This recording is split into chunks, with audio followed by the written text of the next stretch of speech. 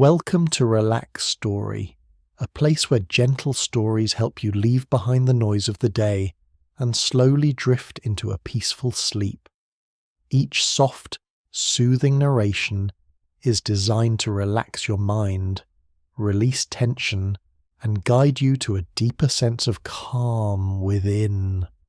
If you enjoy the experience, don't forget to like and subscribe to stay with Relax Story every night, and feel free to leave a comment to share your thoughts or suggest a story you'd love to hear. Now close your eyes, take a deep breath, and let Relax Story guide you into a restful deep sleep.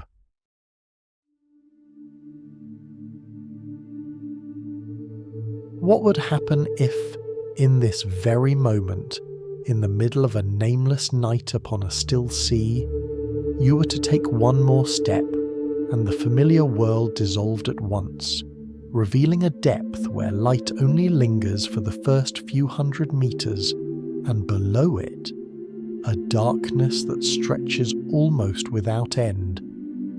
Your body passes through the surface as though crossing a fragile boundary, sound compressing into a dense silence, the light above tightening, drifting farther, fading softer, until it becomes nothing more than a trace of memory, and at the same time, direction begins to slip from your grasp, as colour disappears before it can be noticed, as light diminishes beyond the threshold that sustains the life you know. And then a question quietly forms. Where is up? There is no day, no horizon, only water, colder, darker, deeper, a place where the ocean does not merely surround you, but seems to subserve, to consume the light, to erase every point of reference, opening into a space that offers no sign of ending, while what once guided your perception now lingers as a fragile glow, far, far above. And perhaps, in that moment, a slow awareness begins to take shape, that most of the ocean lies in darkness, that the layer touched by light is only a thin surface compared to the thousands of meters below, and that the world you have always known is, in truth, only the outermost skin of something far more vast. But if that place is cold, dark, pressed by forces so extreme that every instinct begins to fail, why does life still endure? If light vanishes, what takes its place? And if most of this planet is truly submerged in darkness, what does that begin to say about the Earth itself? Long before maps were ever drawn, the abyss may have existed as a continent of darkness beneath all history, while science has only just begun to recognize that the ocean is divided by light, and that most of it belongs to the regions without it. And this suggests something quieter still, that the unknown does not lie far away, but directly beneath your feet. So what if this is not an ending, but only the beginning of a world that extends downward beyond everything familiar? Then where, truly, is this fall taking you?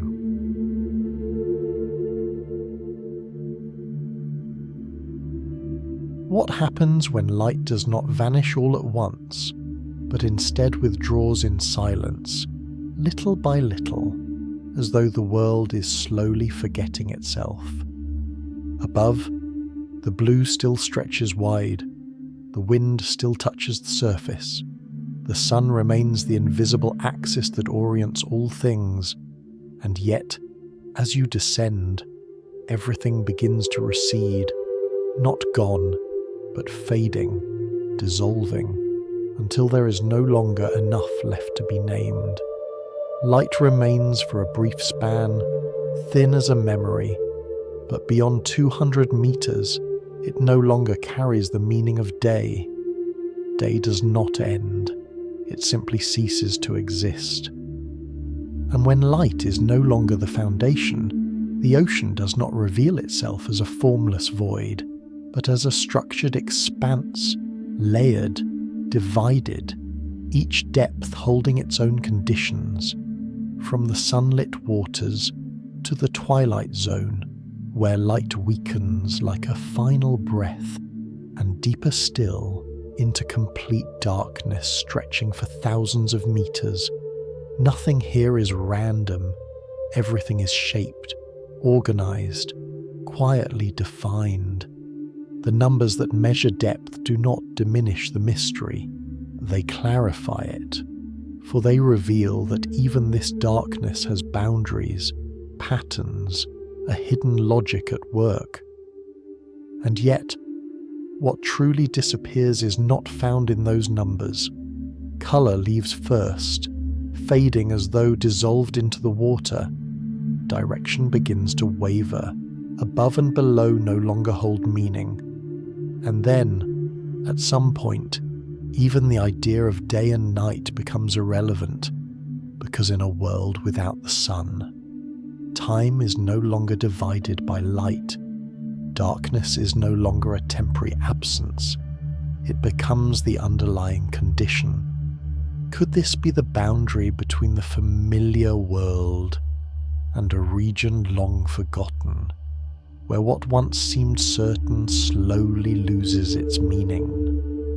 And yet, just as everything seems to have been stripped away, another movement begins to emerge, so slow it is almost imperceptible. Tiny particles appear, drifting downward, endlessly, like a rain without sound. Not creatures, but fragments of life, dead tissue, organic matter, remnants of the world above, gathering, falling deeper still.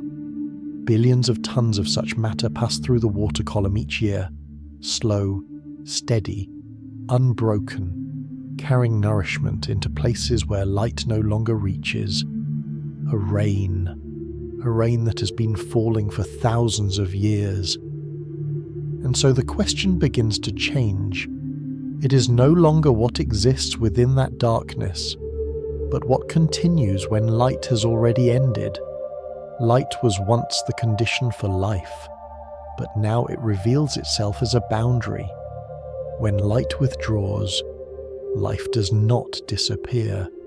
It transforms, it slows, it hides, but it continues. And if those falling particles have never ceased, if that invisible current still connects the surface to the abyss, then is darkness truly an end, or only the place where other forms of life begin, in ways that no longer require the light?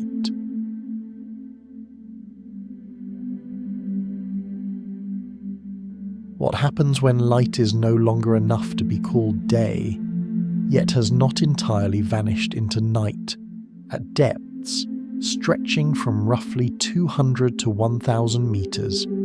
The ocean unfolds into a space where familiar boundaries begin to dissolve, where the light from above lingers only as a faint memory, diffused through the vast column of water like the last traces of an afternoon that never quite reaches a full sunset. There is no clear morning here, no decisive night, only an in-between realm where everything both appears and fades at once, as if reality itself were drifting between two states without fully belonging to either. And could it be that within that uncertainty, another rhythm begins to take shape, a form of time no longer measured by light, but by movements so slow they nearly escape perception? Within this half-seen, half-unseen water, life does not first reveal itself through massive forms or looming shadows, but through bodies so small and so numerous they become almost invisible, carrying within them something that seems to defy their own environment. Light, not the light of the sun, but something generated from within, as though the ocean had begun to rewrite its own rules. Perhaps that is why the first creatures to emerge with clarity here are not great predators, but lanternfish, small bodies lined with points of light along their undersides, sometimes extending toward the head, forming delicate patterns like symbols only the ocean can read. From a distance, they seem not to exist at all, dissolving into the dim, opaque water, and yet as one draws closer, those lights appear one by one, like scattered stars in a sky that has no night. Could it be that vast regions of the ocean, seemingly empty, are in truth filled with dense communities beyond imagination, where billions of small lives move, gather, and glow without ever fully revealing themselves? And from those faint points of light, another question begins to unfold.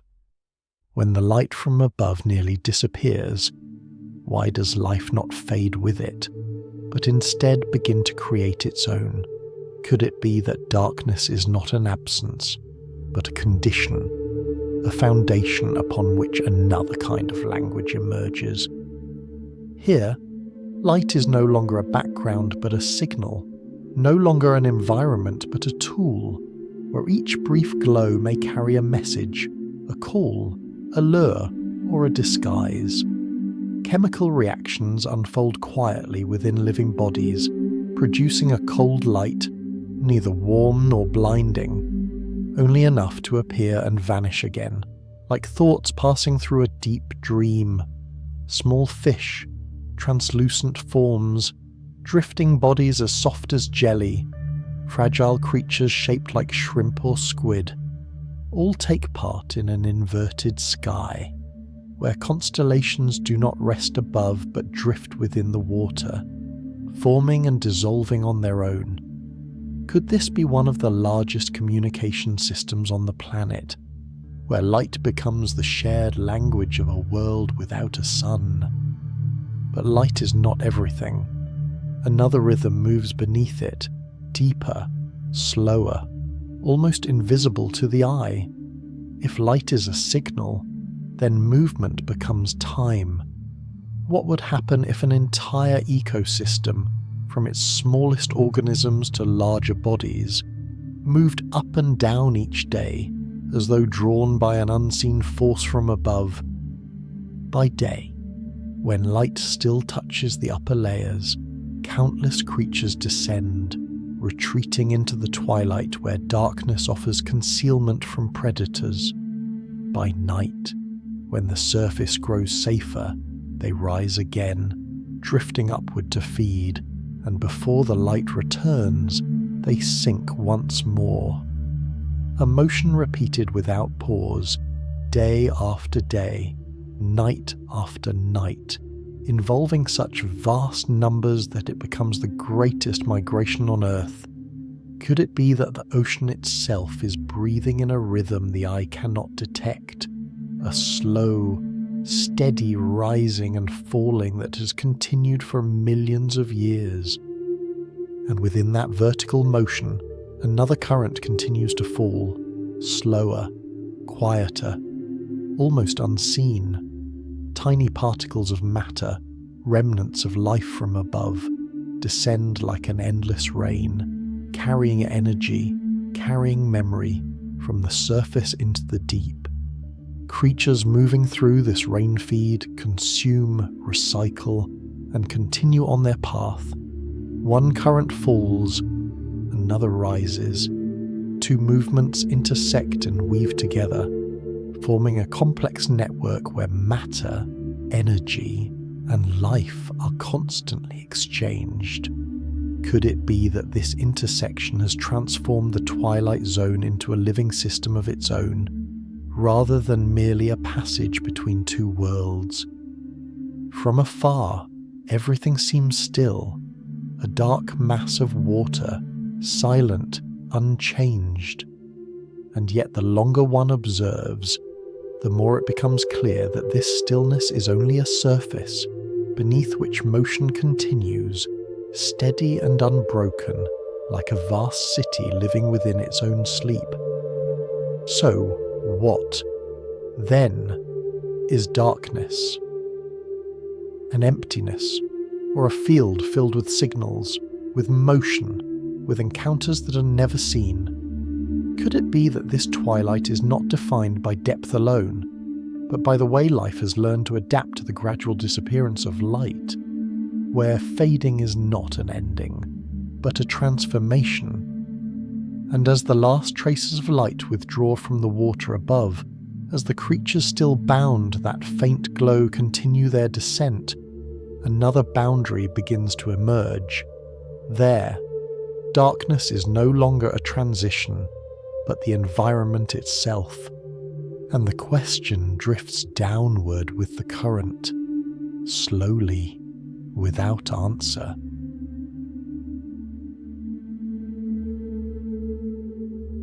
From the twilight, the descent continues, deeper still, until the sun is no longer a memory that can be recalled, until the ocean opens into a layer between 1,000 and 4,000 meters, where darkness is no longer the waiting of night, but the original and only state of this world.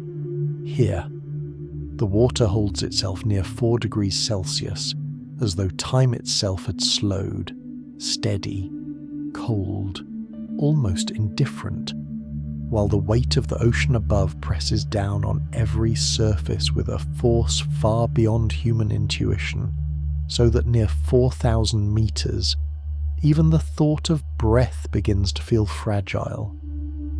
And yet the most unsettling thing is not how dark this place is, but that the darkness does not end. It does not arrive and depart. It does not shift with morning or evening. It signals nothing beyond itself. It simply remains, complete and enduring, as though this were the ocean in its truest form, stripped of all the familiar layers of the world above. Within that absolute absence, another logic begins to take shape, slowly but unmistakably, like a cold thought entering still water. If opportunities become fewer, if food grows scarce, if light disappears, if the distance between life and dissolution narrows to the smallest margin, then the body can no longer afford to be vague. It cannot. It must become more precise, narrower, more extreme, as though every detail has been sharpened by scarcity across spans of time too vast to grasp. This place, then, is not emptiness. It is a world without room for excess. Every organism that remains carries a solution, an answer, a specific response to the oldest question nature has ever posed: how to continue when nearly every condition that once sustained life has been taken away. Seen this way, the Midnight Zone no longer appears as a gallery of strange forms arranged to astonish, but as a vast chamber of evolution, where each body is the result of a quiet calculation between darkness, pressure, and hunger. Perhaps that is why its creatures seem both mythic and precise, as though shaped from ancient imagination, yet refined to near mechanical efficiency, as if nature, in darkness, has abandoned all ornament and kept only what works. An anglerfish drifts through the dense black water, a pale blue light suspended before its mouth, small, yet enough to turn darkness into its own trap. In a world where almost nothing can be seen, it does not wait for light to return. It creates a signal. It forms a private moon, tiny, close, just enough to draw another life a few final centimeters forward before it disappears. If the anglerfish is a strategy of allure, then the viperfish is a flash of opportunity, a body shaped to seize the rare moment before it dissolves again into the water's night. Light-producing organs line its underside, a filament extending like a lure, teeth so large they seem disproportionate to its frame, all revealing a cold and logical rule when meals are infrequent: the moment they appear must not be lost. The gulper eel tells another story, slower, stranger, its mouth opening far beyond what a familiar body would suggest, giving it the appearance of something that belongs elsewhere. And yet here, that form is not exaggeration. It is preparation. A meal in darkness may be small, may be sudden, may be the only one for a long time.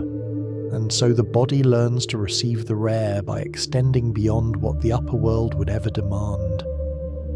And yet the deep does not create only hunters with teeth and lures and sudden bursts. It also shapes softer bodies, slower, quieter, creatures that do not chase the darkness but drift with it, as though they have learned that resistance in such a place can itself become a disadvantage. The vampire squid carries an appearance both ancient and difficult to name, like a remnant of an oceanic imagination never fully understood. The Dumbo octopus, far smaller than the strangeness it suggests, moves with delicate fins like thin ears unfolding in the near-bottom depths, where every motion must be measured. The black hagfish slips through the dark, smooth, almost unwilling to be recognized, as though even the absence of form is a way of belonging. At first glance, they seem like exceptions. Look closer, and they are simply different answers to the same equation. The same darkness, the same cold, the same unseen weight pressing into every layer of living tissue. And as these forms are considered together, another realization begins to surface, quietly, yet difficult to ignore. The Midnight Zone is not a museum of monsters. It is evidence that harshness does not erase life. At times, it only forces life into a precision that appears strange to those who have never belonged to such an environment. Could it be that what makes these creatures seem alien is not their nature, but the limits of human imagination, shaped beneath sunlight? Could it be that the most unfamiliar forms we have sought among the stars have long existed beneath our own oceans, in a place where light has never reached? In that vast living space, the unusual becomes ordinary, and the familiar grows fragile, out of place. And so the question that remains is no longer why they look so strange, but what force has patiently shaped them in silence across immeasurable time. It does not shine, it has no face, yet it is present at every depth, enclosing each living body like an unseen hand, rewriting every limit that life once believed it could keep. It is pressure.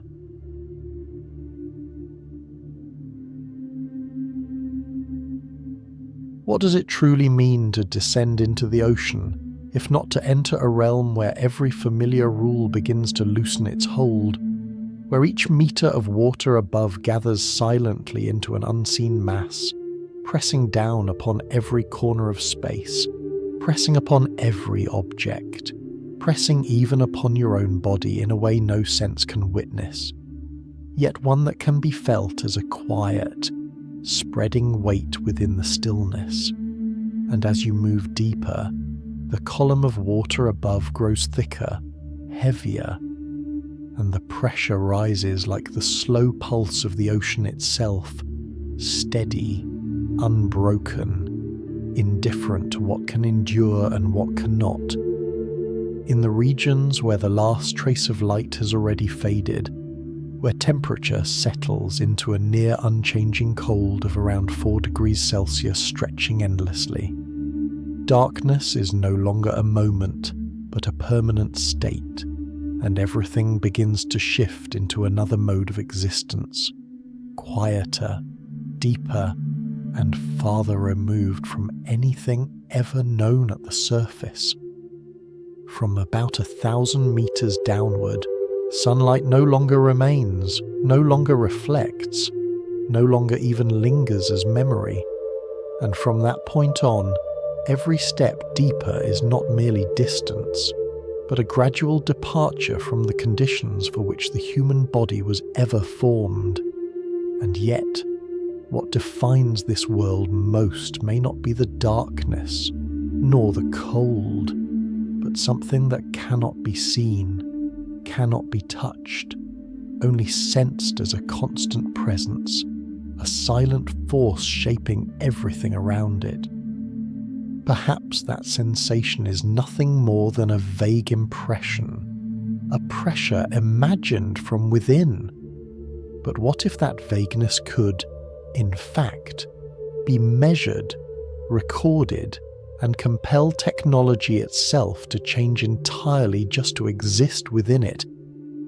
On a late day in May, not so far removed from the present, an unmanned vehicle was sent down to the deepest point known to humankind, a place nearly 11,000 meters beneath the ocean's surface, where pressure is no longer an abstraction, but an extreme physical reality, reaching roughly 1,100 times that of the surface. At such depth, any structure designed by ordinary standards ceases to suffice.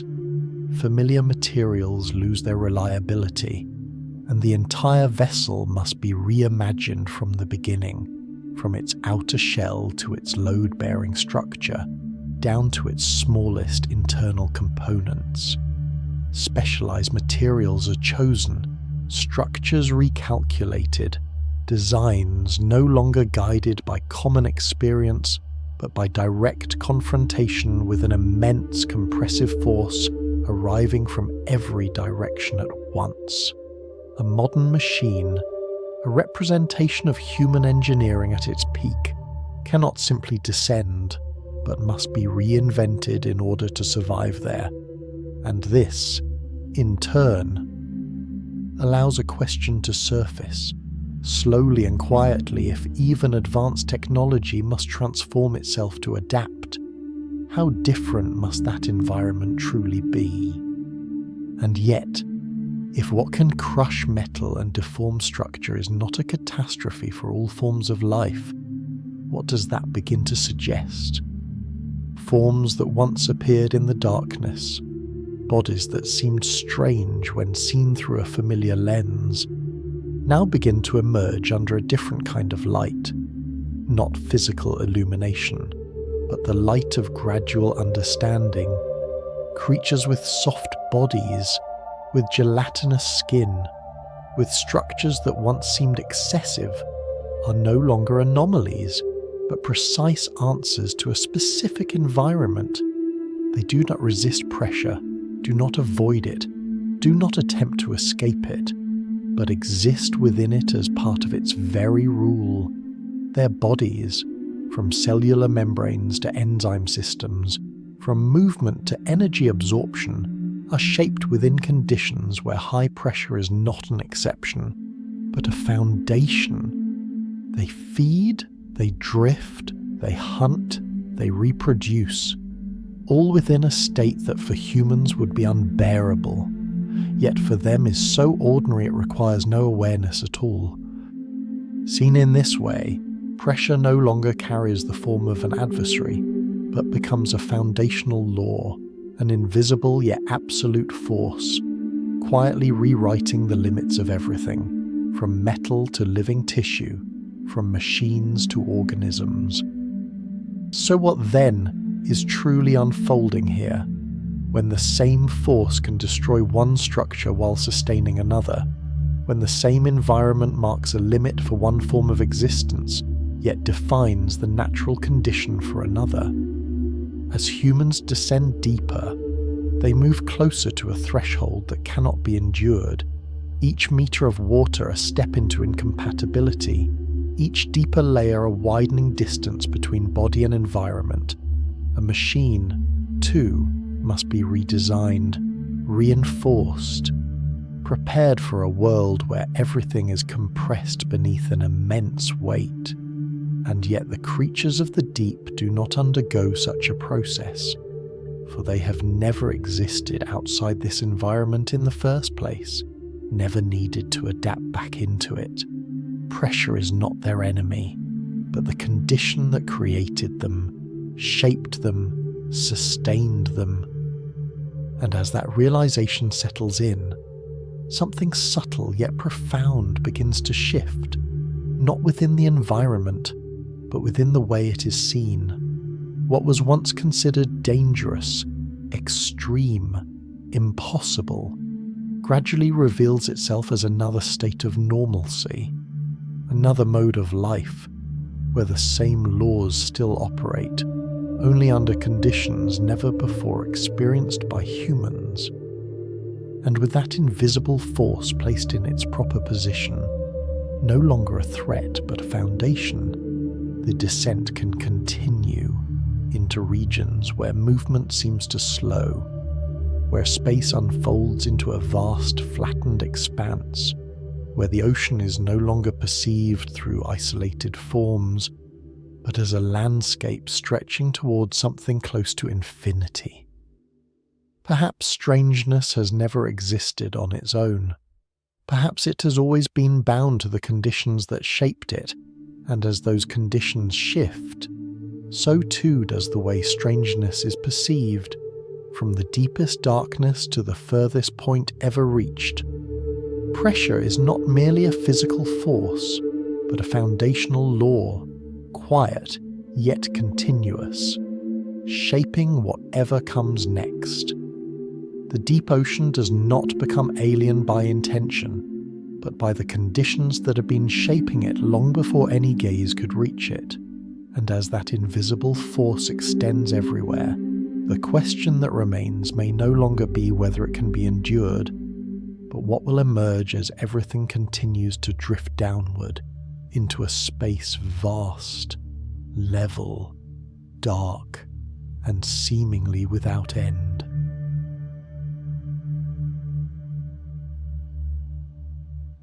What happens when the descent comes to rest, not against a rising wall, but upon a surface so vast it almost escapes comprehension, at depths of roughly 4,000 to 6,000 meters, where light has entirely vanished and the water holds itself at the edge of freezing? Space opens in an entirely different way, no longer a vertical dimension but an endless horizontal spread, where pressure, hundreds of times greater than at the surface, presses quietly upon everything, slowing even the smallest movement, as though time itself were being compressed within that dense water. The abyssal plain stretches beneath that absolute blackness, not jagged, not abrupt, but so level that the sense of distance begins to dissolve, as though each step leads nowhere, as though space here is not meant to be crossed, but simply to be. And yet, if the grandeur of the deep ocean once lay in sudden darkness or in unfamiliar forms drifting quietly through the water column, here it begins to shift into something else, quieter, broader, and far more elusive, where what overwhelms is no longer appearance, but the prolonged absence of disturbance. Could silence itself become a form of landscape in the abyssal zone? Darkness is no longer a condition, but a constant state. Cold is no longer a sensation, but a foundation, and movement, if it exists at all, appears only as fluctuations so slow they nearly evade perception, as particles descend, settle, accumulate, year after year, forming layers of sediment so thin that each millimetre may represent centuries. This plain, wider than any mountain range on land, does not carry the familiar image of grandeur, but resembles a quiet archive where everything is retained, unhurried, unexposed, simply existing, simply waiting. It may resemble a desert, but is it truly empty?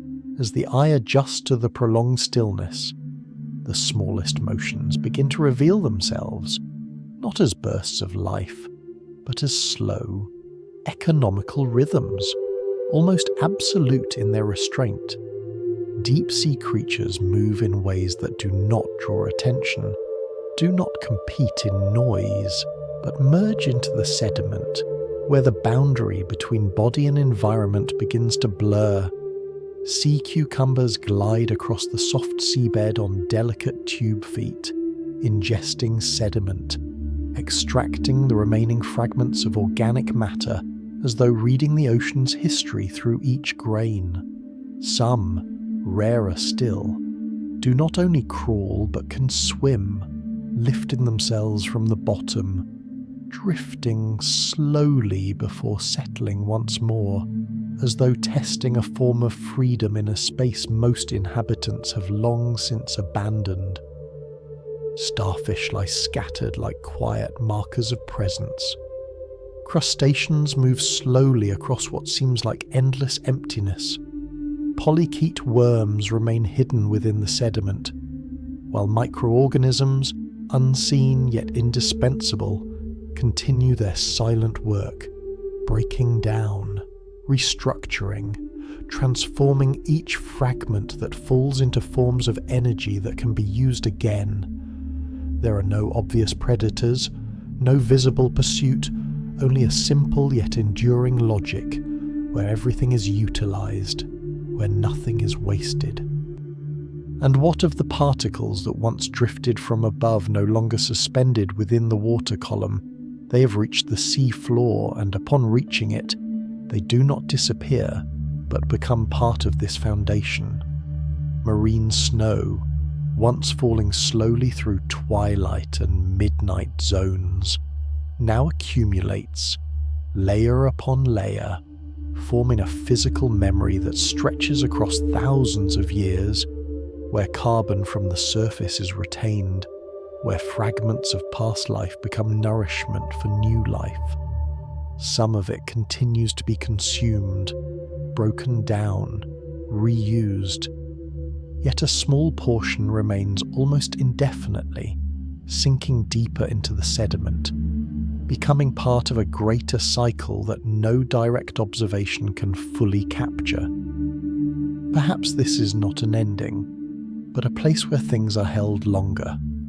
The Abyssal Plain is not an empty void, but something closer to an archive of organic time, where each layer of sediment is a slice of the past, where each slow movement belongs to a larger system operating just beyond perception. The deep ocean, in this view, is not only a realm of unfamiliar forms, but a place of retention, accumulation, and quiet transformation of everything that falls from above, as though the entire planet were sending its memory downward, one particle at a time, one layer upon another. And if such small fragments can sustain an entire slow-moving ecosystem, what then occurs when what reaches the bottom is no longer scattered debris, but a vast mass, a body that once lived in the light, now descending to rest within this absolute silence?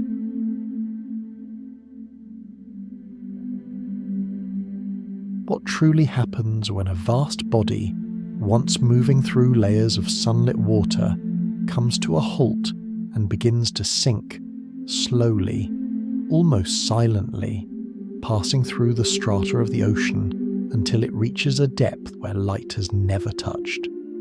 Is it merely an ending, a simple disappearance, or does it belong to something larger, a wider cycle in which death is not an end at all, but a form of transition?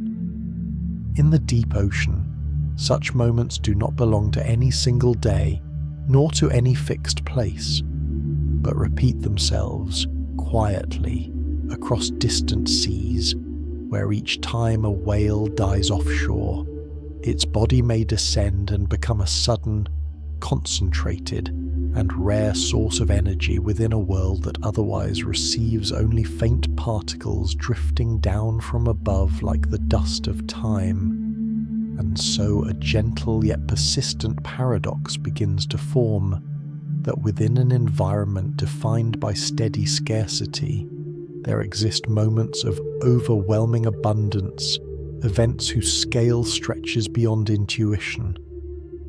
When many of these immense bodies do indeed reach the seafloor, and when the number of such falls in various stages of decay may at any given moment number in the hundreds of thousands across the globe, making this no longer a rare exception, but part of a quiet logic of energy distribution unfolding beneath the ocean. And from within that line of thought, a single image begins to take shape, as if anchoring the imagination when artificial light cuts through the deep darkness and reveals a scene once recorded in a submarine canyon where a whale's remains lie, not as something still, but as a centre drawing life inward, like a city just beginning to form in a darkness that has never been named. In February of 2002, at a depth of nearly 2,891 metres within the Monterey Canyon, a research team, operating a remotely controlled vehicle, encountered a recent whale fall, and in that moment, it was not merely a scientific observation, but a direct glimpse into how the deep ocean receives a great death, transforming it into an island of richness and diversity upon a seafloor that stretches vast, cold, and seemingly empty. And the scene does not stand alone as an isolated story, but rather as a window opening, suggesting that what is often imagined as abstraction has in fact existed, has been seen, has unfolded in the presence of human eyes. Yet what makes these fallen bodies remarkable is not the massive form itself, but the way entire communities begin to gather around it, layer by layer, as though an ecological script had long been written, waiting only for such moments to be set into motion. The first stage arrives almost immediately as mobile scavengers appear, not with spectacle or chaos, but with a quiet precision, as sharks, hagfish, and other large scavengers begin to consume the soft tissues, piece by piece, layer by layer, in a process that may last from several months to nearly 2 years, where every fragment of rare energy is taken without waste, as though the deep ocean never misses an opportunity to reclaim what has fallen from above. And there is something at once familiar and unfamiliar in this, for death is not ignored, not abandoned, but received at once, without noise, without disorder, only with a simple and unwavering efficiency. And when the soft flesh fades away, the body does not vanish, but enters another state, where energy begins to seep more slowly, more deeply, into the surrounding sediments, enriching the seafloor and drawing in smaller organisms, crustaceans, worms, mollusks, those who arrive later, not in haste, but with persistence, extracting what remains over a phase that may continue for many years, and then, when only the skeleton endures, another world begins to emerge, where unseen bacterial processes break down the lipid-rich compounds within the bones, releasing substances such as hydrogen sulfide, creating the conditions for an entirely different community, one that depends not on light, but on chemistry. In that space, small yet extraordinary beings, the nearly invisible bone-eaters, cling to the surface and draw nourishment from the very structure that once supported a vast body, extending the ecological life of this fall not merely for years, but for decades, turning a single descent into a long continuity spanning generations of life. And when one follows this entire sequence, a quiet question begins to surface. Is death here truly an ending? Or is it simply a reorganization, a way in which energy is transferred, redistributed, and allowed to continue in other forms. A body that once moved across the wide ocean now becomes the foundation for hundreds, thousands of other beings, each arriving at a different moment, each belonging to a different phase, forming a system that is temporary yet deeply complex, where succession unfolds without direction, guided only by time. And perhaps it is here, in the deepest darkness, that a paradox becomes clearer than ever, that on the surface, death is often seen as an end, a disappearance, a final point. Yet on the ocean floor, that same death opens into a chain of beginnings, a silent city rising, where scavengers, crustaceans, bacteria, and creatures almost unseen together transform a single body into an ecosystem. And if one fallen body can create such an oasis, then what might happen in places where life does not begin from death, but from the earth itself, where heated chemical flows rise quietly from below, as though the planet is opening other doors to life.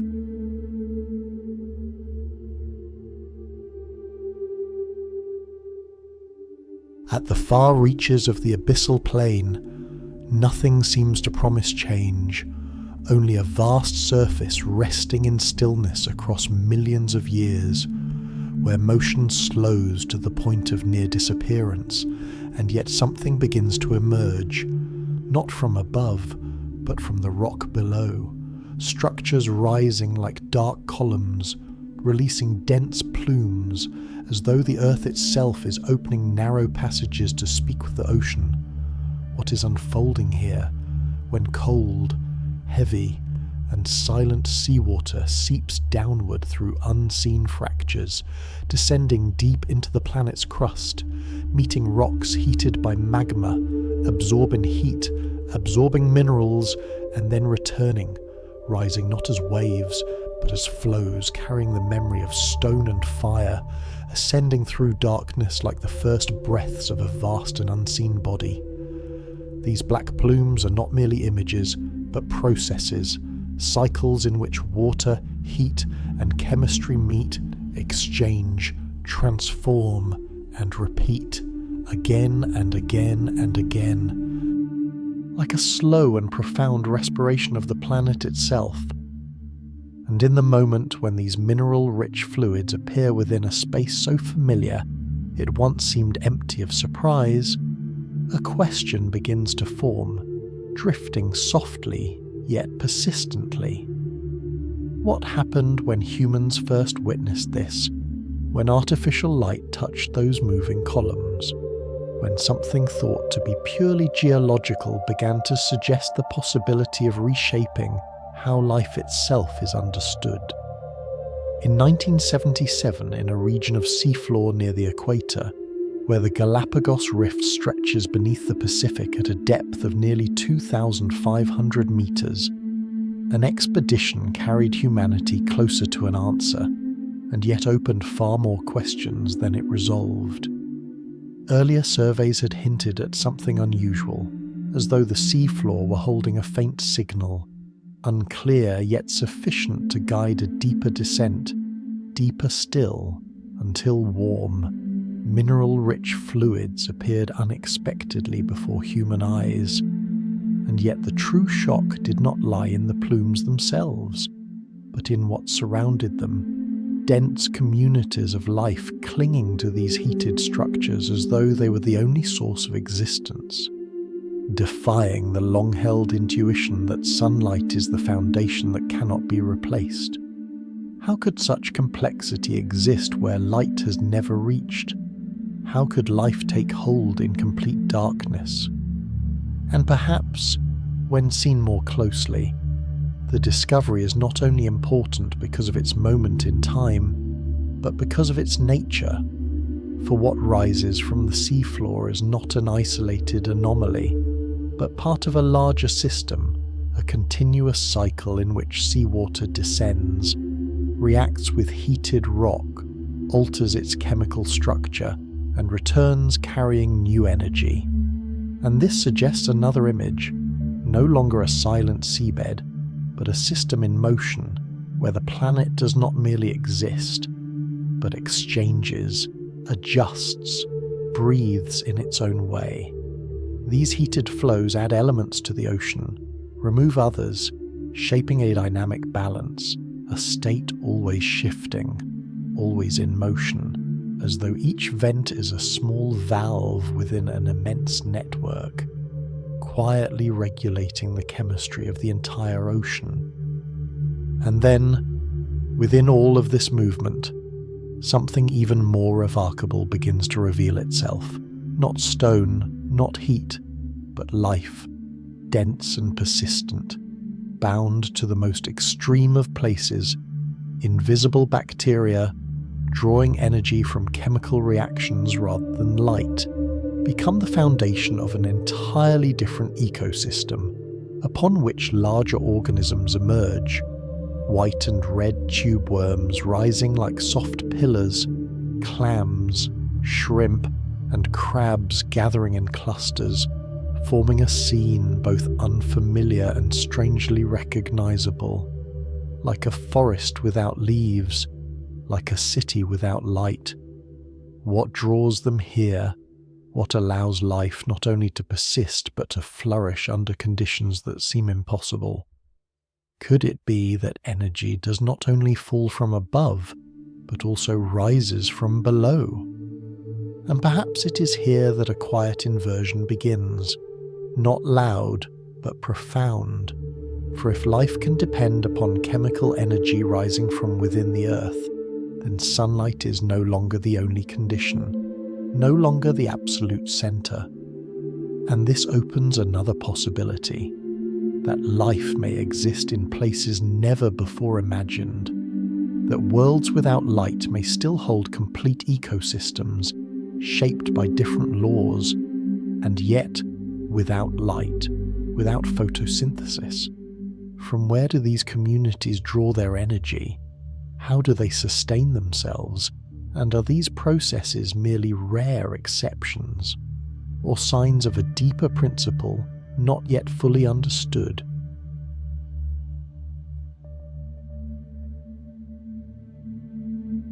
There is a belief so familiar it almost escapes questioning, that complex life must depend on light, that somewhere there must be a sun, a source of radiance falling downward to begin every food chain, to sustain the ecosystems humanity has come to recognize from land to shallow waters. But what if light is only one path and not the only one? What if in places untouched by any ray, life not only endures but unfolds according to its own quiet laws? In 1977, within the deep-sea hydrothermal vents hidden along fractures of the ocean floor, something like this was seen for the first time, not as a small anomaly, but as a doorway opening into an entirely different understanding of where life may begin. For there, light no longer holds the central role, no longer serves as the direct source of energy, but lingers only as a distant memory from the surface, while below, entire communities continue to function, to grow, as though the sun had never been necessary to begin with. And as light recedes into the background, a quieter question begins to surface, like a current of cold water slipping into thought. If there is no sun, if there is no light to create the first source of nourishment, then where does the initial energy of such ecosystems arise?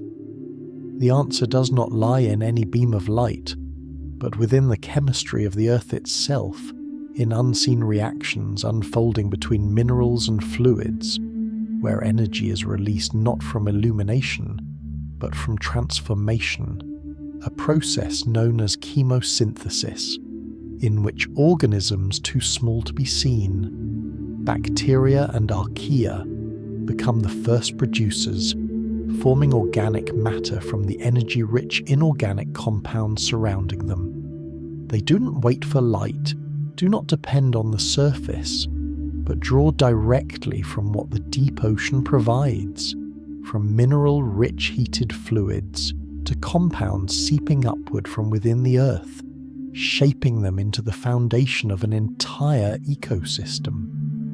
There is no single path for this process, no fixed formula. Each microbial community follows its own course, depending on what its environment offers, as though chemistry itself adapts, shifts, and opens multiple pathways at once. But if the story remained only at the level of the unseen, it would feel distant, difficult to grasp, and so the image begins to widen, from microscopic cells to larger forms, where life becomes visible, where structure and motion and unfamiliar shapes emerge within the deep darkness. Giant tube worms rise like living pillars, mussels and clams and shrimp and crabs gather into dense clusters, forming entire communities around vents and seep sites, all of them existing without light, all of them sustained by the same invisible foundation. The chemosynthetic microbes that have built the food chain from below. They're not merely individual organisms, but evidence that complex life can stand upon an entirely different source of energy, one that has nothing to do with the sun, nothing to do with the surface, but originates from the deep interior of the earth. Each organism, from pale white tube worms to faintly glowing shrimp, becomes a part of this system, a system in which microbes do not simply exist, but support everything larger than themselves. And yet this relationship is not one of simple dependence, not merely a traditional food chain, but something closer, more intertwined, as though the boundaries between organisms begin to soften, as though life has found another way to exist. Many species do not search for food in familiar ways, do not hunt, do not filter, but carry their source of energy within their own bodies, where bacteria live inside or along their surfaces, performing chemical reactions, producing organic matter, nourishing the very host that shelters them. The body becomes a compact ecosystem, a space where chemistry transforms into life, where the exchange of matter continues without interruption, without the need for light, without the need for the surface, requiring only simple compounds and the right conditions. And so life here does not merely endure harsh environments, but makes use of them, turning them into a complete strategy for survival, entirely different from what is known on land or in illuminated waters. And as these pieces begin to settle into place, another question emerges, soft as a distant echo. If life can stand upon chemistry here, if light is no longer a requirement, then where does the true boundary of life exist? Perhaps the answer does not rest in any single location, but within the idea that life is not limited by light, that it may rely on any source of energy stable enough to sustain a cycle, and once that becomes possible, the dark oceans beneath the ice of distant worlds seem to draw a little closer, not as places where life is certain, but as unanswered questions, as spaces where chemistry may once again become the foundation of an ecosystem, slow, quiet, and persistent, much like the deep oceans of Earth itself. And from the violent heat of hydrothermal vents, another path begins to emerge, where chemistry continues to sustain life, but in a different rhythm, colder, slower, more stable, like quiet gardens hidden within the darkness of methane.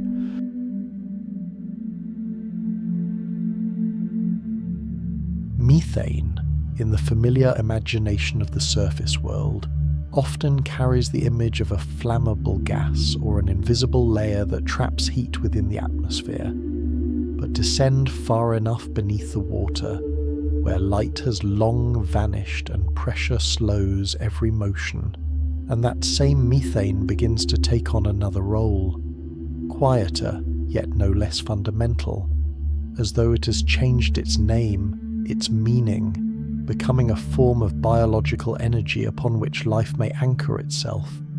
Cold seeps emerge from silent fractures along the seafloor, where methane, hydrogen sulfide, and hydrocarbon-rich fluids leak upward little by little, not erupting into towering plumes, not surging in bursts of heat, but blending into the surrounding seawater at nearly the same temperature. And so they are called cold, not because they lack energy, but because that energy moves so slowly it is almost imperceptible. This phenomenon does not belong to a single place, nor remain confined to a distant corner of the ocean, but appears again and again, from the depths of the Gulf of Mexico, along the Atlantic margins of the United States, to lesser-known seafloors elsewhere, as though the planet itself exhales small streams of chemistry across many regions at once, each one opening into a world without light, yet far from empty. But if energy still comes from chemistry, what has changed in the shift from violently rising hot fluids to these nearly motionless seeps? And could an ecosystem truly persist when everything around it seems to slow almost to stillness? Cold seeps do not carry the drama of black smokers. There are no towering plumes marking a planet boiling from within, but instead a different state emerges, colder, steadier, as though the Earth is no longer erupting but quietly releasing, layer by layer, holding its energy within a silent flow. The fluids and gases here do not create sharp contrasts in temperature, do not distort the surrounding space with waves of heat, but exist almost seamlessly within their environment, making them harder to perceive, yet no less alive. This slowness is not a sign of absence, but of balance, where energy is distributed steadily, enough to sustain ecosystems that endure without spectacle. And if everything unfolds so slowly, who lives here, and how do such organisms grasp a source of energy that seems too fragile to support an entire community? At a deeper level of the answer, where chemistry becomes life, chemosynthetic bacteria form an unseen but constant foundation, converting methane and hydrogen sulfide into energy, like invisible seeds taking root in the dark. From this base, larger organisms begin to appear. Muscles cluster together, clams open and close in the slow rhythm of their surroundings. Tube worms extend like soft threads anchored deep into the sediment.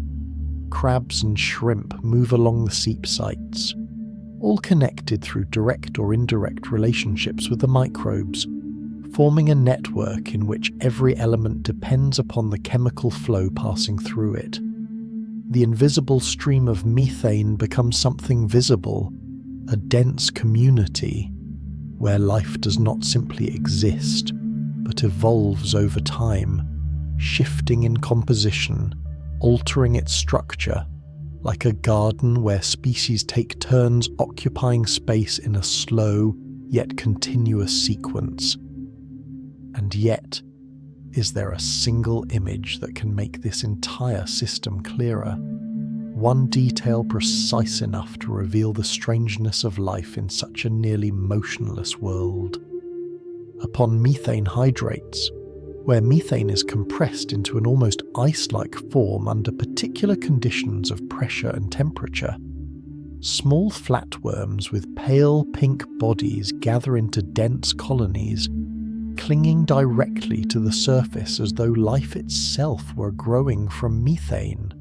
The image, though it may at first seem unreal, stands as a clear expression that even in places so cold that movement appears nearly frozen, life still finds a way to attach itself to the exact point where chemistry allows. These fragile bodies require no light, no heat, only a steady flow of methane, a suitable surface, and time, vast amounts of time, to persist and spread. And if life can anchor itself so directly to methane, what then becomes of the greater quantities leaking from the seafloor? Do they simply rise upward, or is there another process unfolding quietly below? A significant portion of methane never leaves the ocean, consumed or oxidized within the water column before it can reach the atmosphere, as though the deep sea itself retains and processes this carbon flow in ways that remain difficult to observe. And so cold seeps are not merely habitats for unusual organisms, but a link within a larger carbon cycle, where chemistry not only sustains life, but is moderated, transformed, slowed before it spreads outward. In a place so cold it might seem that everything should come to a halt. A garden continues to exist, not bright, not loud, but enduring, sustaining life while participating in processes that extend across the scale of the planet. Hydrothermal vents are no longer the only exception, for the map of life without light has expanded once more, reaching into colder, slower, quieter regions, where each small seep may sustain an entire world. And from these communities anchored in chemistry along the seafloor, another question begins to emerge, of structures that do not require light, yet rise like forests, where life does not merely cling, but builds enduring forms within the dark.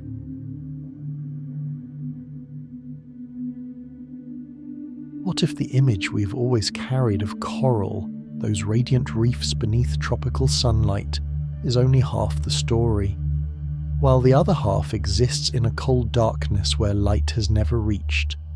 And as that thought slowly begins to shift, another reality emerges, one where coral does not depend on the sun to endure, where it clings to submerged slopes, to continental margins, to hard foundations lying hundreds of meters beneath the surface, where temperatures fall to just a few degrees, where the water thickens as if holding every movement in suspension, and perhaps it is there, within that darkness that seems unfit for life, that coral continues to grow, little by little, persistent and silent, not merely to survive but to build, to extend itself into structures far beyond the scale of any single body.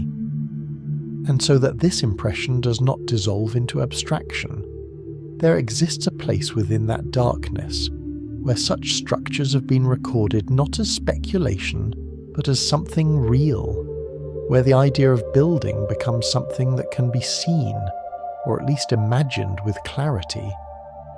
At Viosca Knoll, in the Gulf of Mexico, at a depth of roughly 450 meters, a stony coral known as Desmophyllum pertusum has quietly assembled formations that stretch through the dark water, spreading across hundreds of miles, rising from the seafloor like the slow outlines of a city without light. And there is no sun, no vivid colour, only branches of calcium layered over time, again and again, as if time itself had taken form. And when you begin to picture this place, the deep ocean is no longer an empty plain, but a space that can be constructed, not in a day, not in a century, but across centuries, where each small organism contributes to something larger than itself. And yet what makes these structures difficult to grasp is not where they are found, but how they exist, because unlike shallow reefs, where light sustains life through unseen connections, deep-sea corals require none of it.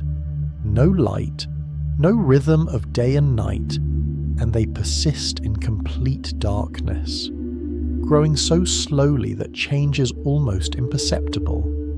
Yet it is precisely that slowness that allows them to endure, to extend across centuries and perhaps longer.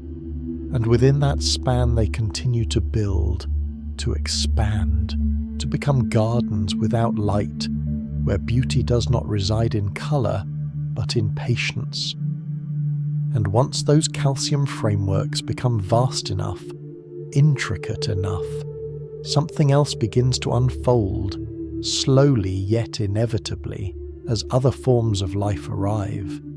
Fish weaving through the coral branches as though seeking passage, crustaceans anchoring themselves to solid surfaces to resist the currents, starfish resting in the quiet spaces between, softer organisms sheltering within narrow crevices, and together they begin to form a layered community, where every small movement is tied to a structure that existed before it, and in this way, deep coral reefs cease to be isolated forms and instead become the foundation of a living space. Much like a forest on land supports countless forms of life, except that this forest exists in darkness, where there are no leaves, no sunlight, only calcium, current, and time. Perhaps it is here that another image of the deep begins to take shape, that darkness does not only give rise to strange bodies, but can also create living architectures, fragile yet enduring, ancient yet still growing, as though the ocean has learned to build itself from its smallest inhabitants. A form of construction that requires no light, no urgency, only time long enough to turn existence into landscape.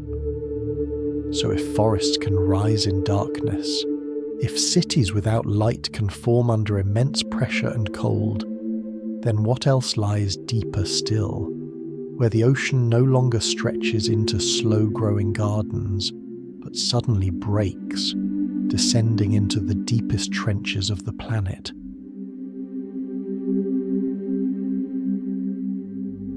What if the journey downward, which seems to have reached its end, quietly opens once more, deeper and narrower, like an unexpected fracture within the planet itself, and after the vast abyssal plains where everything appears stable, almost unchanging, a sense of closure begins to form, as though the ocean has reached its limit, yet somewhere beneath that familiar depth, the seafloor does not continue outward, but suddenly drops, pulling water, darkness, and pressure into another depth, from 6,000 to 11,000 meters, where there is no longer a surface, but narrow, elongated trenches, isolated and scattered, like wounds that have never healed.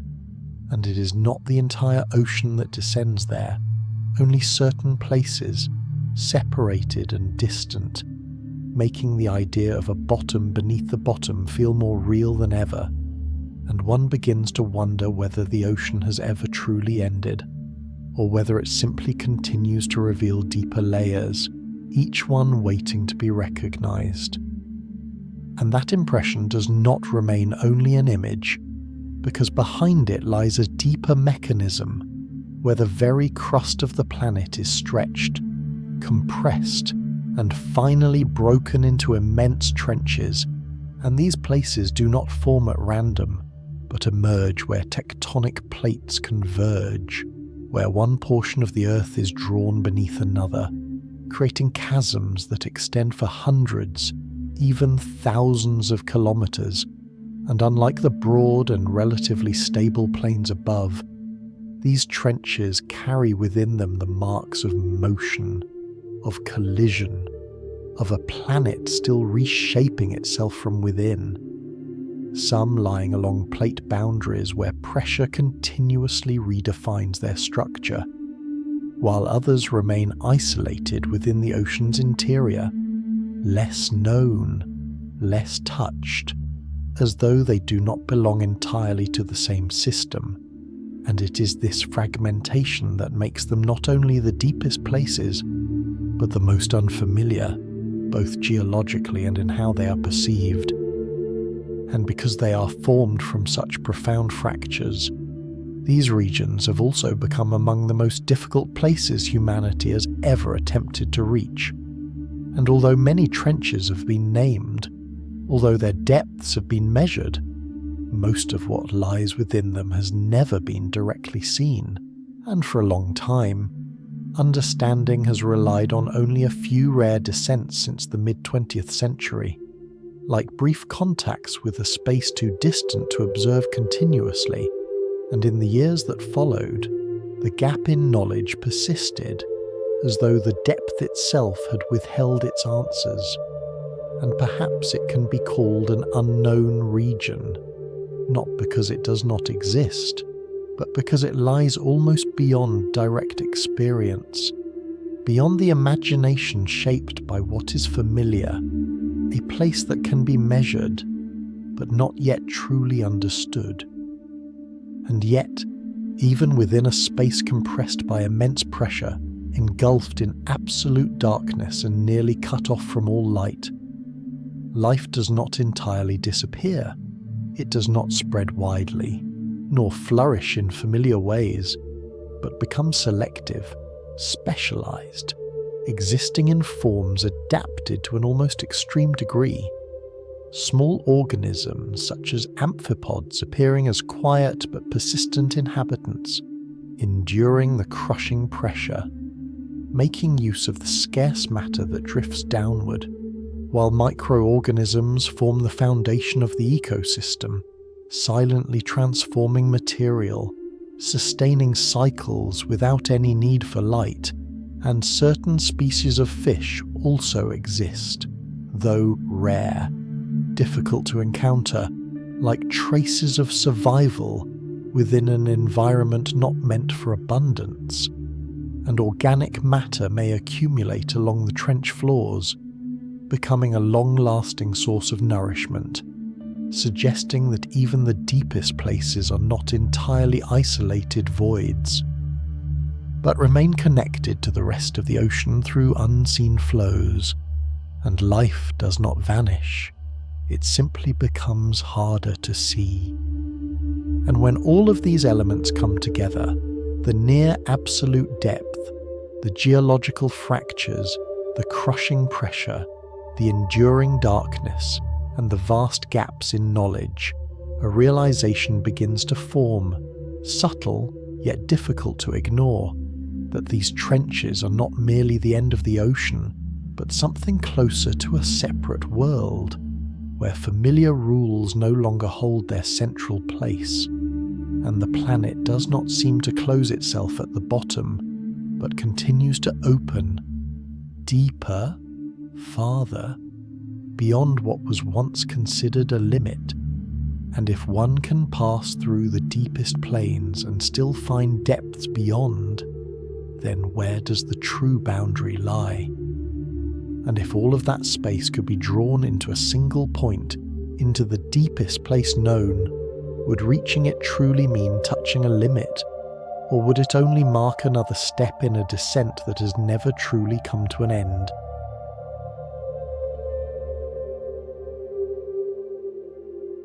What happens when a journey no longer stretches across vast distances, but instead begins to converge toward a single point, as though the entire ocean were gathering itself into one coordinate at the southern end of the Mariana Trench, beneath the western Pacific, near the region of Guam? There exists a place that numbers have tried to describe, yet have never quite managed to contain in their full weight. Around 10,935 meters, a depth so immense that if Mount Everest were turned upside down and lowered beneath the surface, its peak would still fail to reach the bottom. A strange inversion of the familiar world, where what was once the highest becomes not deep enough, could a single point on a map stretch the imagination so far that every comparison begins to feel fragile?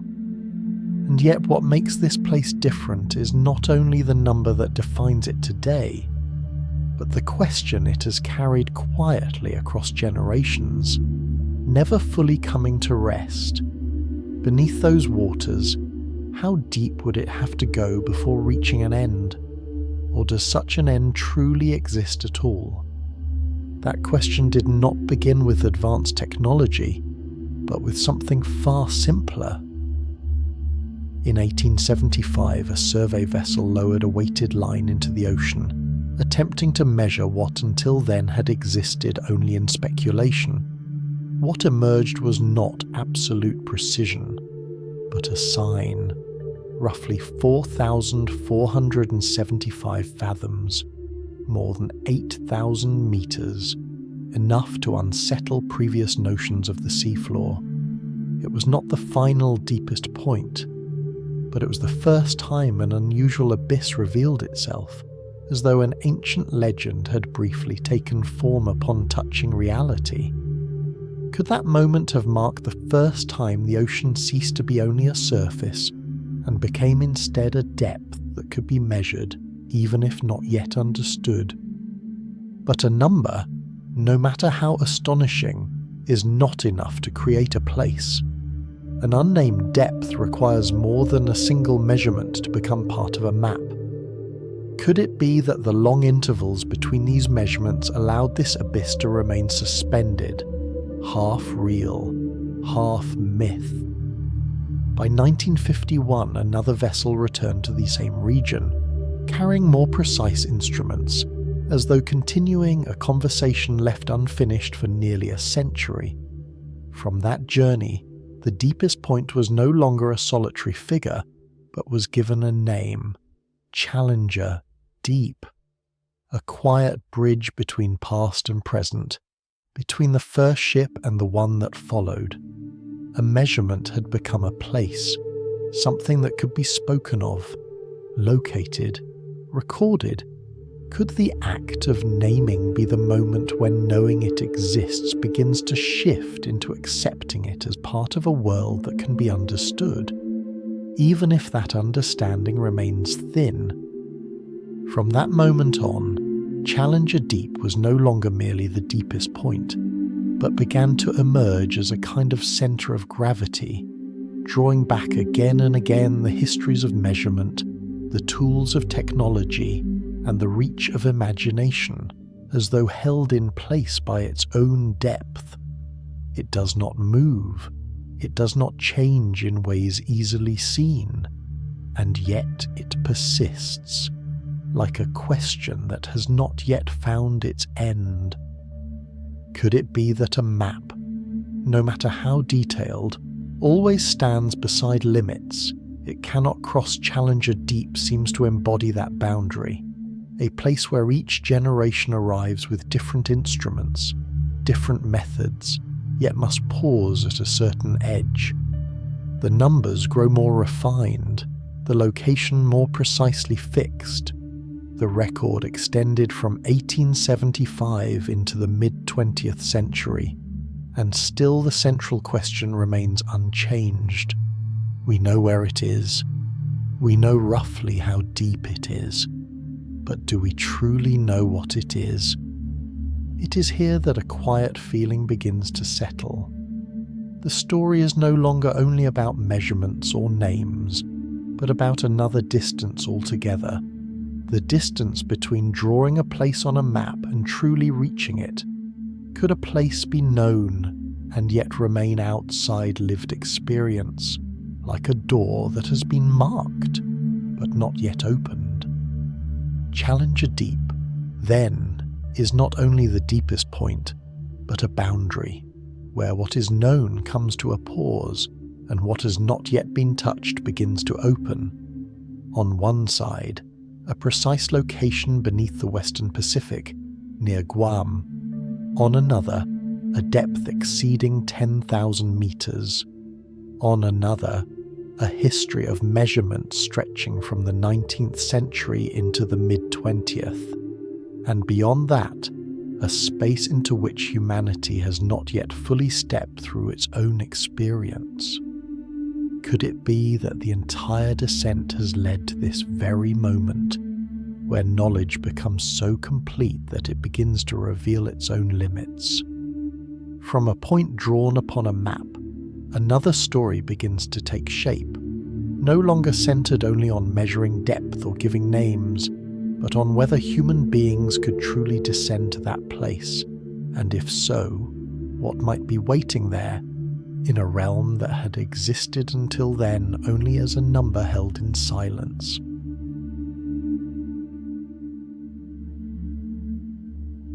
On January 23, 1960, in the Western Pacific, at Challenger Deep within the Mariana Trench, two men left behind the familiar world and began their descent into a column of water nearly 11 kilometers deep, a depth that even in thought feels like stepping beyond the map and into something closer to paradox than geography. Jacques Picard and Don Walsh did not enter a cavern with walls to hold on to, nor did they follow a ridge with a shape the mind could easily grasp, but instead surrendered themselves to a vast mass of water, where each meter downward meant the retreat of light, the increase of pressure, and the deepening of isolation. With the technology of 1960, the journey carried the air of something almost unreasonable, as though human curiosity had travelled far beyond what machinery of that time could confidently promise. For that reason, the weight of the dive lay not only in the depth it sought, but in the moment in which it took place. It belonged to an era when technology was far more limited than the modern imagination, when each step into Earth's extremes carried not only scientific meaning, but a quiet symbolic force. In the early atmosphere of the Cold War, when technical capability often stood as a measure of national presence, Bathyscaphe Trieste was more than a deep-sea vessel. It became a sign that humanity could push its limits further, deeper, and more quietly. The achievement would soon be seen as both a scientific and national milestone, suggesting that this journey was never only about the ocean. It was also about an era testing how far its will and its technology could truly reach. As that wider context fades slightly into the background, the story narrows to three presences descending together. Jacques Picard carried the spirit of exploration, the desire to turn what could not be touched into lived experience. Don Walsh carried discipline, calm, and the steady awareness of an officer who understood that some journeys leave no room for error. And Trieste itself stood between them as a third presence, not merely an inert machine, but a fragile yet sufficient condition, capable of carrying human beings into the deepest known place in the ocean. The descent lasted approximately 4 hours and 47 minutes, a stretch of time so long that it almost became its own state, where moments no longer moved with the rhythm of the surface, but stretched out within the sound of metal, within pressure, within a compressed waiting. Throughout that passage, the abyss was no longer a number on a map. It became a place being approached, slowly, steadily, by two witnesses drawing closer with each passing minute. And yet the quiet power of this moment does not lie in the illusion that reaching the bottom would suddenly reveal every secret. On the contrary, it is at the deepest point that the limits of both human beings and their technology appear most clearly. They reach the seafloor, the lowest known place on the planet, and yet their view was almost immediately closed by the very environment they had entered. The plan had been to remain for about 30 minutes, but after roughly 20, disturbed sediment rose into the water, turning the surrounding view into a clouded obscurity, making further observation nearly impossible. This paradox gives the dive its enduring meaning. It was not a victory in the sense of decoding the abyss. It was brief contact, real and historical, where the greatest achievement was not a collection of detailed images, but the confirmation that human beings could arrive there. Even if only for a fragile moment before the deep world withdrew its visibility once more. Perhaps it is precisely that brevity that gives Trieste its lasting weight. They reached the deepest place, yet what returned to the surface was not a complete answer, but proof that the door could be opened once, for a moment, enough to alter the direction of history. Trieste did not end the story of Challenger Deep. It did not close the mystery of the abyss, nor did it turn that place into something fully understood. It did something smaller and at the same time far greater. It opened the first door. From that moment, the abyss no longer belonged entirely to speculation. It became a place that human beings had touched with their own bodies, their own courage, and a machine that stood ahead of its time. And in the quiet that followed, decades later, science would return with new eyes, with machines capable of seeing longer, clearer, more patiently into the place that Trieste had only just managed to touch before it had to leave.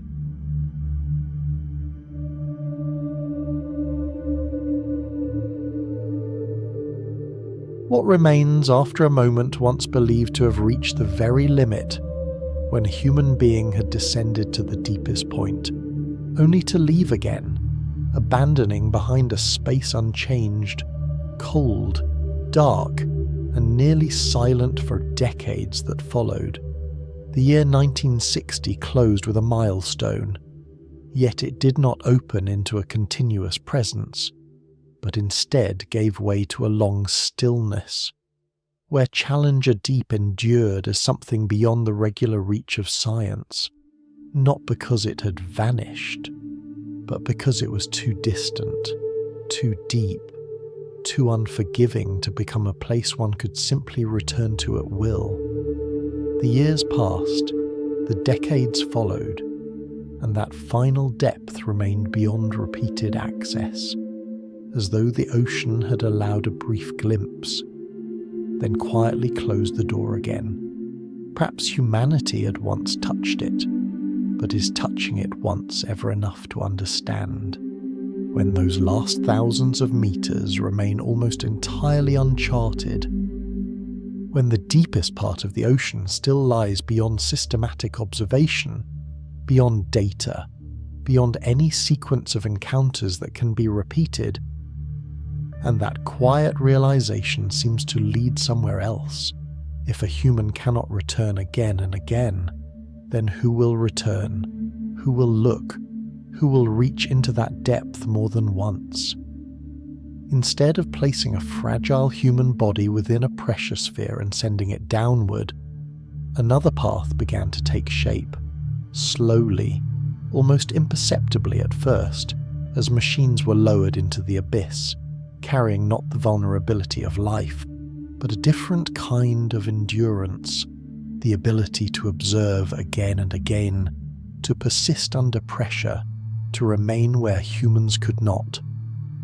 One of the first to reopen that passage was Kaiko, a vehicle operating within the Mariana Trench, where numbers ceased to be symbolic and became something concrete, measured, recorded, repeated.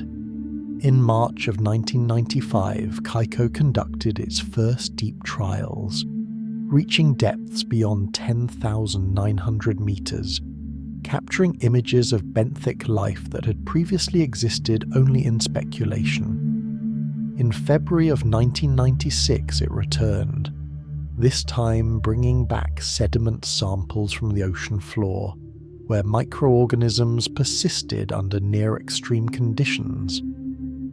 By May of 1998, a form of deep-sea life, a small crustacean, was retrieved from nearly 10,900 meters, no longer a fleeting image, but a tangible specimen, something that could be studied, analysed, placed beneath a microscope, becoming physical evidence of life where none seemed possible. Kaiko did not simply descend, it returned with something, with data, with images, with fragments of a world that had once existed only as a distant idea. But if returning once marked progress, what happens when the goal is no longer to reach, but to remain, to work, to endure within that environment? Another machine followed, designed not only to descend, but to operate in ocean depths beyond 6,500 meters, where systematic exploration had barely existed. On May 31st, 2009, Nereus descended into Challenger Deep, reaching beyond 10,900 meters, entering a region where pressure rises to extremes, thousands of times greater than at the surface. Yet what mattered was not only the number, but the design itself. A hybrid structure combining autonomous movement with precise manipulation, allowing not just observation, but the collection of samples, sediments, organisms, all brought back to the surface for analysis. If an earlier descent had been symbolic, then Nereus was something else entirely, the result of deliberate engineering, where every detail was shaped to withstand pressure, to remain longer, to function with precision in a world that offers no forgiveness. And when these machines are placed side by side, something begins to shift, not in the ocean, but in the way the ocean is approached, where exploration is no longer a single act, but a sequence that can be repeated, where each return carries more data, more images, more understanding. A human once descended and became a witness. A machine returned and carried back evidence. A new design expanded the ability to observe and to work within extreme conditions.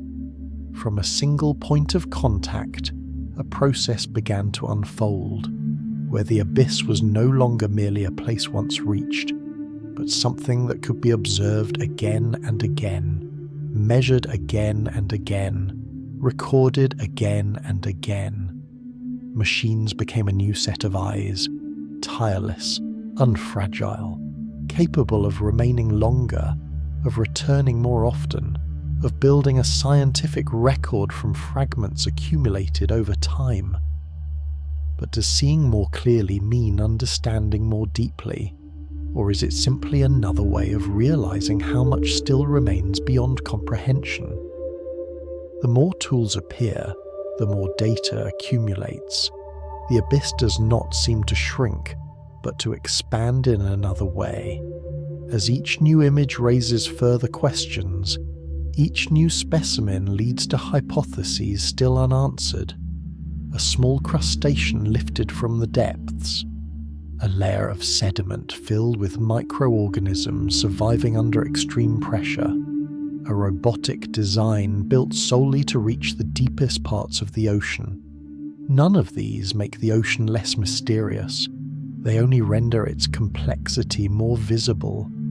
Perhaps this is not a journey of clarification, but of revelation, where each layer uncovered leads to others, deeper, more distant, more elusive. And as machines descend, observe, and reach, another question begins to form. If technology can open the way, then what happens when a human chooses to return once more, not as an initial symbol, but as a solitary witness, carrying everything that has been learned into a different kind of encounter with the abyss?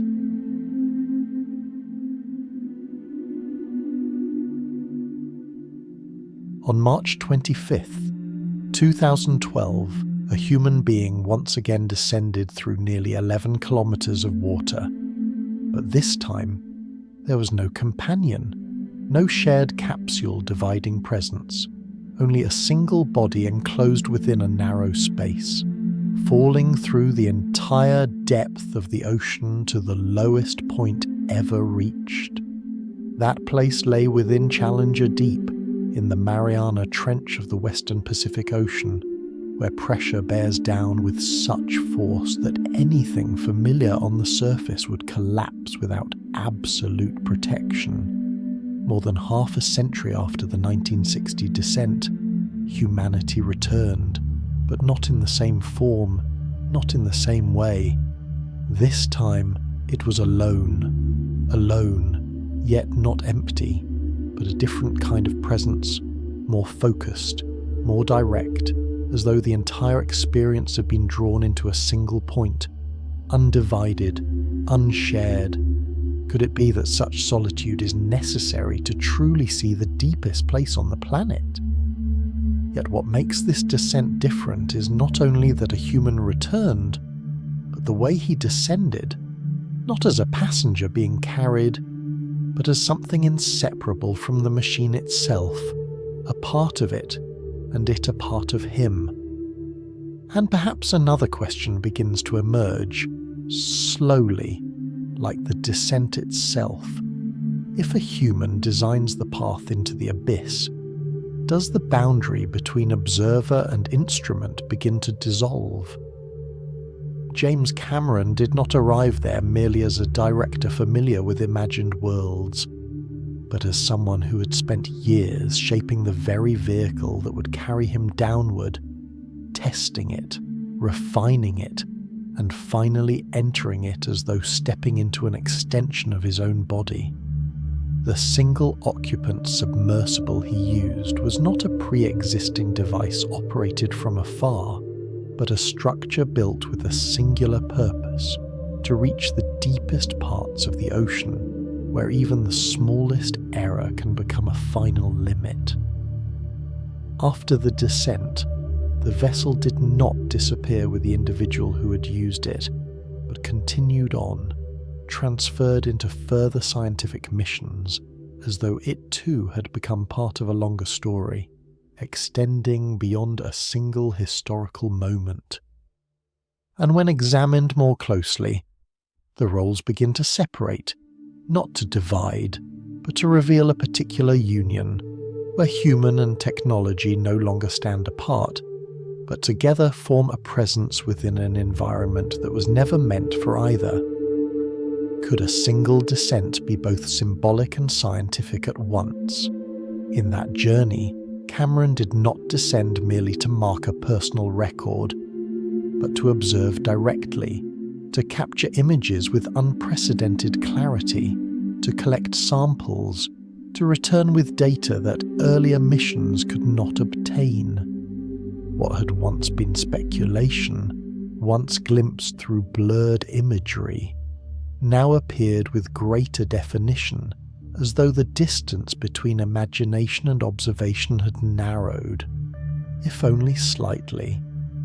That single-occupant machine, capable of withstanding extreme pressure and recording in high resolution, transformed the descent into a bridge where personal curiosity met scientific inquiry, where an individual act became part of a broader system of research.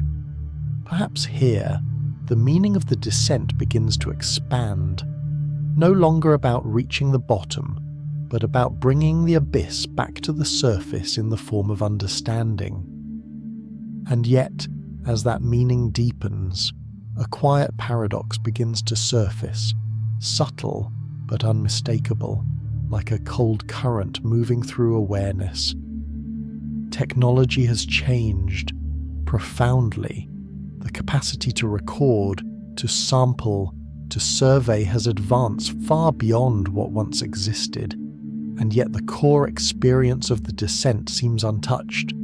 A human remains there, alone, suspended within a narrow structure like a vertical spear, surrounded by an environment where pressure can crush anything unprotected, where no familiar sound exists, where no reference point remains, only darkness extending in every direction. Technological progress does not erase this sensation, does not make it lighter, it only makes it survivable. But survival does not diminish solitude. Perhaps that solitude is the one element that cannot be replaced, cannot be engineered away, the one element that keeps the experience undeniably human. And when that moment is placed within the longer current of deep-sea exploration, a line begins to appear, not as separate events, but as a continuous movement, from the earliest steps to more refined ones, from simple machines to increasingly complex systems, from reaching the bottom to beginning to understand it. The deepest part of the ocean is no longer a single destination, but a place to which humans return, again and again, each time carrying new questions, new tools, and new limits yet to be understood. Perhaps what remains is not a record, but a realization that technology can change the way humans approach the abyss, but not the nature of the encounter itself. A human must still face an environment that does not belong to them, must still accept their smallness within a space beyond all familiar experience. And yet, within that confrontation, something reconnects between human, technology, and imagination, between what can be measured and what remains beyond understanding. And having reached the deepest point once more with a human presence, another question begins to rise, slowly, inevitably. If that entire world below exists continuously as it does, then what is it truly doing for the world above, where everything seems separate yet is never truly apart?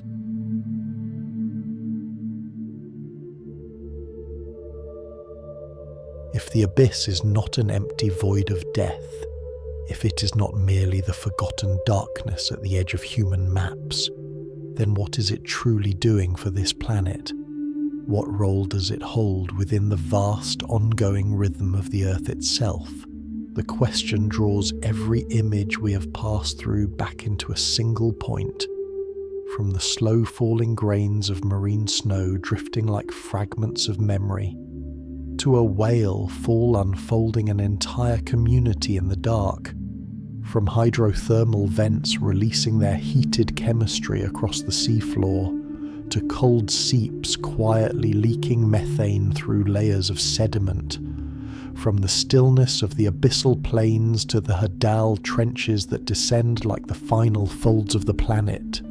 Each of these scenes, taken alone, may seem like strange exceptions, but placed beside one another, they begin to reveal themselves as parts of a single system, where matter sinks downward, chemistry rises upward, life anchors itself to both currents and the seafloor in its silence, remembers everything within layers of sediment laid down across spans of time longer than any human memory. The first layer of the answer returns to what is smallest, thinnest, almost too fragile to notice. What is truly happening within those particles that drift slowly down from the surface? They are not merely fragments of life above. They are a quiet transport system, carrying carbon and organic matter from the sunlit waters into the deep ocean, where they may be retained, redistributed, or stored across immense stretches of time. Here, the abyss begins to reveal itself as part of the planet's carbon-keeping mechanism, a reservoir that does not display itself, does not announce itself, yet reaches deeply into the balance of the atmosphere above. Without this biological pump, without those sinking particles drawing material down through the water column, the world above might hold far more carbon in its air. Marine snow, then, is no longer only a drifting image in darkness. It becomes a bridge of matter between surface and abyss. Between the place where light creates life and the place where darkness receives it, holds it, and quietly redistributes what remains. A whale fall is simply a larger expression of the same principle, where energy from the surface does not vanish in death, but reorganizes itself into a deep-sea community that can persist for years, even decades, as though even collapse itself is a way for the planet to retain what it has created. But the abyss does not only receive matter from above, it also receives another current, moving in the opposite direction, rising from within the Earth itself, carrying heat, minerals, and the chemistry of the planet beneath the solid crust upon which human life stands.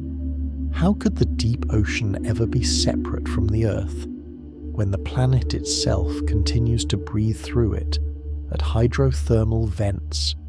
Heat and chemicals are transported outward from the interior like a natural system of conduits, where seawater meets hot rock, reacts with minerals, and returns transformed. These reactions do more than shape strange landscapes on the seafloor.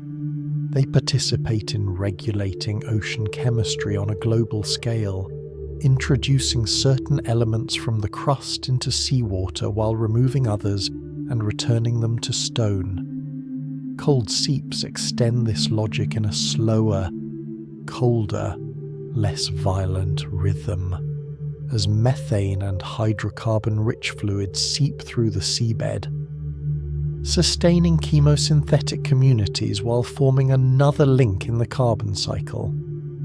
Much of that methane does not rise directly into the atmosphere, but is gradually processed within the water column, as though the deep ocean does not merely receive material but works with it, alters it, holds it back, softening its impact before it can escape into the world above. When matter from the surface and chemistry from the Earth's interior meet within the abyss, another realization begins to emerge, slowly yet clearly, that life here does not merely persist, but persists according to a different logic of energy than the world of light.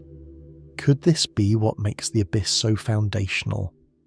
In many vent systems, bacteria convert hydrogen sulfide and other chemicals into sugars for energy, supporting larger organisms such as tube worms, shrimp, and mussels.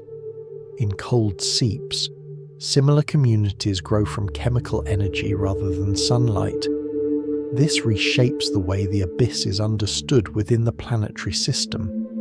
It is not only a place of storage, it is not only a regulator, it is also a demonstration that life can root itself in the chemistry of the Earth, that it can arise from flows of matter that do not originate from the sun, that it can endure through laws deeper, older, and slower.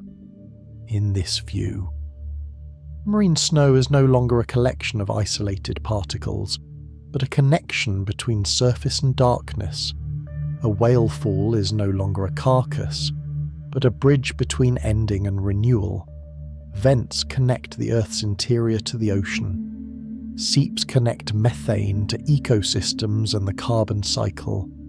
Trenches and the Hadal zone connect tectonic limits with biological limits, as places where the planet seems to test how deep life can go, how much it can endure, how much it can remember. When these pieces are placed together, the deepest layer of the answer begins to take shape. The abyss is not merely where things are buried, it is where the planet stores, regulates, nourishes, and remembers.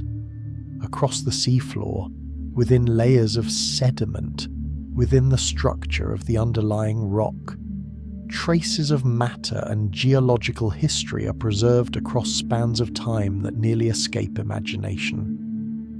As though the planet itself carries a memory of its own, slower than human memory, deeper than human memory, quieter than human memory.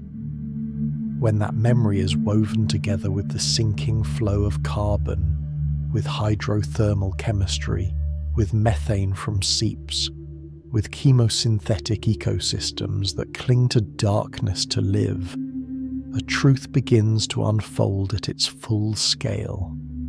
What is most astonishing is not how strange the deep ocean is. What is most astonishing is how much the world of light above depends on the darkness below. That darkness stores carbon, regulates chemistry, sustains unusual forms of life, records material history, connects death to life, connects the Earth's interior to the ocean, connects the present to cycles older than human history. It is not the edge of the world. It is the quiet foundation that allows the world to continue.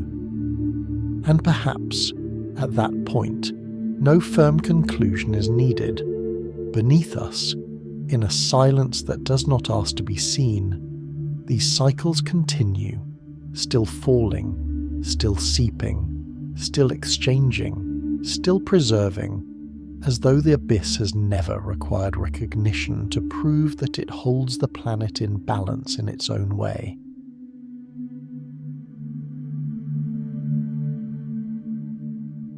The rhythm begins to slow, as though there is nothing further to descend into, only the return of images that once appeared, now softened, settling, like memories drifting across a still surface.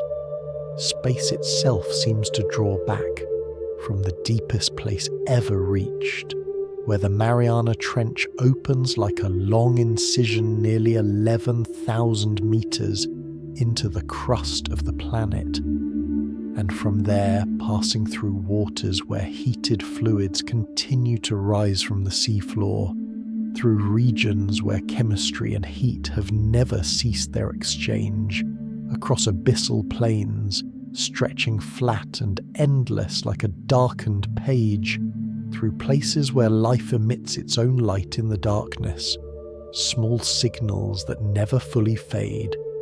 It feels as though we're returning toward the surface, toward light, yet something remains below, unmoving, unchanging. The deepest places remain as they are. Mineral-rich fluids continue to rise. Biological cycles continue, slow, steady, without the need to be seen. What has appeared no longer asks to be explained, but becomes memory, layered images resting upon one another, growing lighter, dissolving, as though the ocean is telling itself in a language without words. Light, once the beginning of all perception, begins to fade as it passes through the upper layers, becoming only a faint trace before vanishing beyond an unseen boundary. Darkness is no longer emptiness, but a space filled with small movements, where bodies produce their own light, flickering slowly, like scattered breaths in a world without day or night. Further still, vast plains extend outward, where layers of organic matter settle across thousands of years, accumulating into an archive of time, not written in symbols, but in presence. Another image forms, where a massive body sinks and becomes the center of an ecosystem, where death does not end, but opens into a continuation of life, as though transformation never truly stops. Dark columns rise from the seafloor, carrying heat and minerals, persisting as quiet exchanges between the Earth's interior and the ocean, and at the greatest depths, nearly beyond reach, a stillness stretches so far that it resists imagination, like the oldest part of the planet remaining unchanged. As these images begin to merge, losing their boundaries, a question emerges, unhurried, without demand for an immediate answer. What if what lies below is not the most alien part of the planet, not a place entirely separate from familiar experience? but instead its most enduring layer, the part that has existed the longest, the part that preserves the most fundamental laws that the surface has gradually forgotten. Could it be that where light disappears, something more essential remains? Or is this only another way of seeing, another perspective not yet complete? The question does not settle in one place. It drifts gently, like the deep currents themselves, carrying every image with it until they dissolve into one another, no longer needing distinction. What remains is not information, but a feeling, quiet, deep, that beneath everything familiar, another world continues in its own rhythm. While all above grows still, below there is motion. It does not require light to exist. It does not require being seen to continue. It does not require being understood to remain what it is. And perhaps it has never stopped.